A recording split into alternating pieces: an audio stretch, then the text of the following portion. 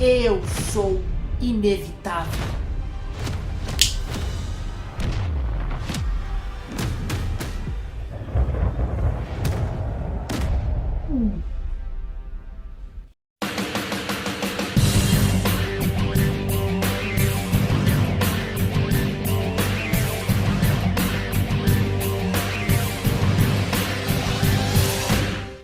Fala, cinéfilos de plantão, tudo bem com vocês? Eu sou Vitor Polessi e esse aqui é o Cine Multiverso. E hoje eu vou estrear um novo quadro aqui no canal chamado Complexidade dos Vilões. E nesse quadro eu vou discutir, debater, analisar uma opinião 100% minha sobre grandes vilões do cinema. E hoje, para inaugurar esse quadro, eu vou trazer nada mais, nada menos que um dos grandes vilões da atualidade. Um vilão que antes ninguém conhecia, mas hoje muitas pessoas conhecem, que é o Thanos.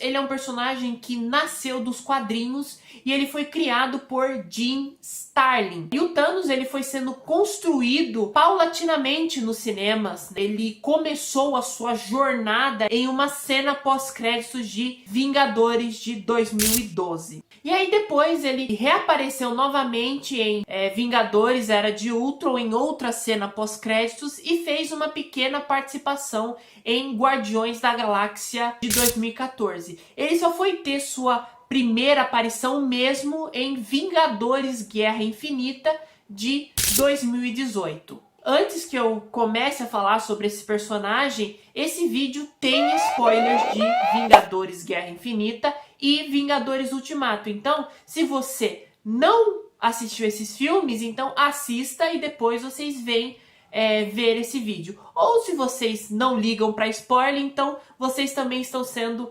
bem-vindos a entrar nessa mente complexa do Thanos. Então eu gosto muito pouco do Thanos, né? A gente se vê pelo boneco que eu tenho, pela camisa que eu estou usando, né? Eu comecei a gostar do Thanos muito antes dele aparecer em Vingadores Guerra Infinita. Eu comecei a gostar do Thanos a partir do primeiro Vingadores mesmo. Eu vi aquela figura misteriosa e eu queria saber quem é aquele cara. E foi daí que eu comecei a pesquisar e a entender o Thanos. E aí eu fui conhecendo ele, eu fui entendendo a mentalidade dele, dos quadrinhos, e eu vi que o Thanos ele é um personagem extremamente rico, ele é cheio de camadas, mesmo a sua contraparte dos quadrinhos, que no caso a sua motivação, que é completamente diferente da dos filmes, onde ele quer coletar todas as joias do infinito para satisfazer e agradar a morte, que é a sua paixão.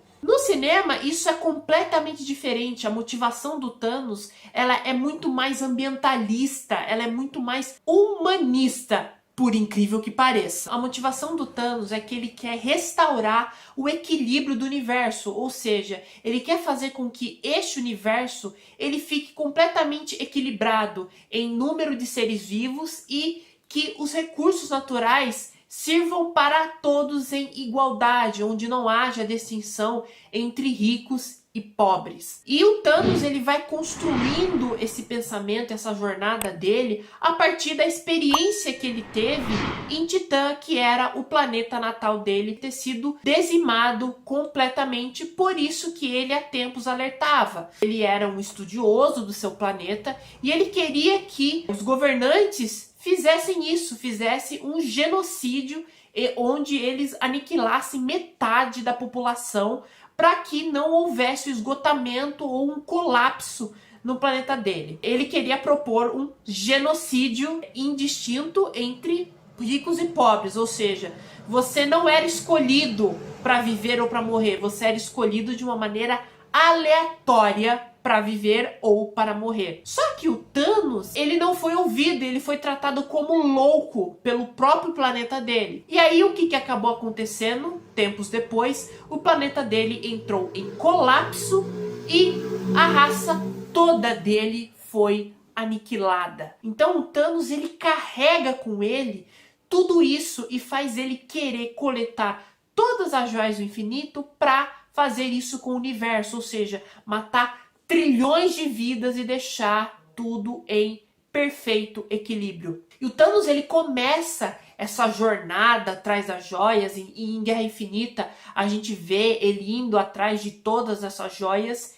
e a gente vê que o Thanos, ele não é um personagem que tem só essa motivação, ele tem um amor muito grande pela filha Gamora, que é a única coisa que ele realmente ama, da maneira dele, né? Mas é a única filha que ele ama. Ele também tem a outra filha, a Nebulosa, que ele tem o maior desprezo, onde ele incitava a briga entre as duas, e quando a Nebulosa perdia, ele substituía do corpo dela por partes mecânicas. Então a gente vê que o Thanos, ele tinha uma preferência pela Gamora. E a gente vê isso, que quando ele opta por sacrificar a Gamora para conseguir a joia da alma, ele sofre, mas ele não deixa de seguir o princípio dele, que é destruir metade do universo. Então o Thanos, ele é um personagem complexo porque na mente dele, ele é um herói. Ele quer salvar o mundo. Então é muito engraçado ver os pontos de vista que cada personagem tem do outro. Enquanto o Thanos vê os Vingadores como os vilões, como uma ameaça, os Vingadores veem o Thanos como uma ameaça.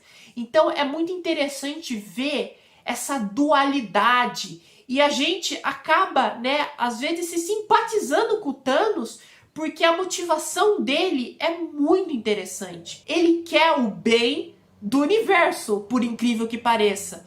Mas a maneira, o jeito que ele quer fazer isso é errado, porque ele quer matar metade das pessoas. E sem distinção, o que fica uma coisa muito interessante no ponto de vista dele. E a gente vai vendo, né, a própria interpretação de Josh Brolin passa muito bem essas nuances desse personagem que é um vilão? É, mas ele pode não ser visto também como vilão. A espécie camaleônica desse personagem, esse personagem, ele ter isso. E em Vingadores Ultimato a gente tem um outro lado do mesmo Thanos.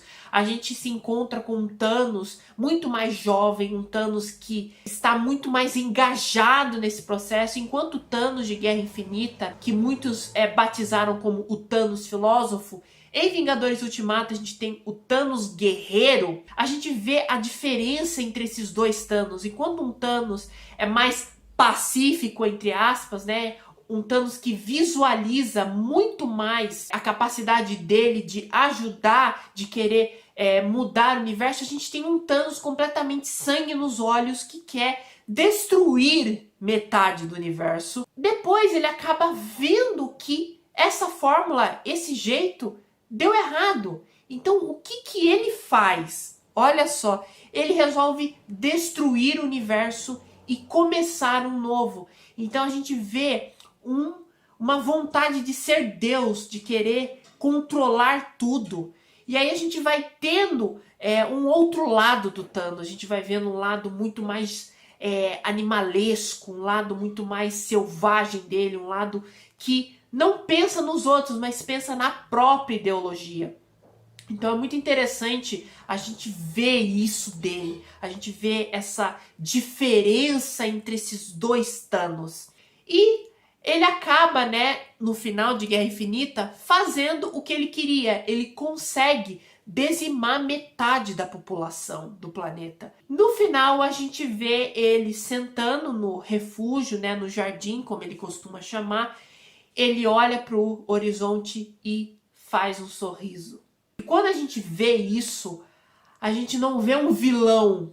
A gente vê um homem que conseguiu, na cabeça dele, fazer o que era certo. Então você olha aquilo e você fala, gente, mas olha a complexidade desse personagem, o que esse personagem ele traz pra gente. Então isso é uma coisa muito, mas muito interessante de se pensar. E em Vingadores Ultimato, ele acaba perdendo, né, vamos dizer, né, a guerra. E a atitude dele é completamente diferente da que ele teve no final de Guerra Infinita. Ele vê todo o exército dele virando pó. O que ele faz? Ele senta e olha para o chão com uma maneira completamente desesperada, como eu não consegui fazer o que eu queria. Ele fecha os olhos e ele mesmo vira pó. Então a gente tem duas versões de um mesmo personagem. Então isso enriquece muito mais a nossa percepção sobre o Thanos, que ele não é simplesmente um vilão, mas ele é um personagem que, na visão dele, ele acha que o que ele está fazendo é a coisa certa. Então, pessoal, esse foi o vídeo. Então, se vocês gostaram desse quadro e quer ver outros vilões sendo discutido e debatido, então coloque aqui nos comentários, né? Vamos vamos explorar mais outros vilões do cinema. Então, se você gostou desse vídeo, se inscreva, curta e compartilhe também. E quem gosta do conteúdo do meu canal, né? Um feedback positivo, uma crítica construtiva sempre é muito bem-vinda. Então é isso, pessoal. Muito obrigado e até mais!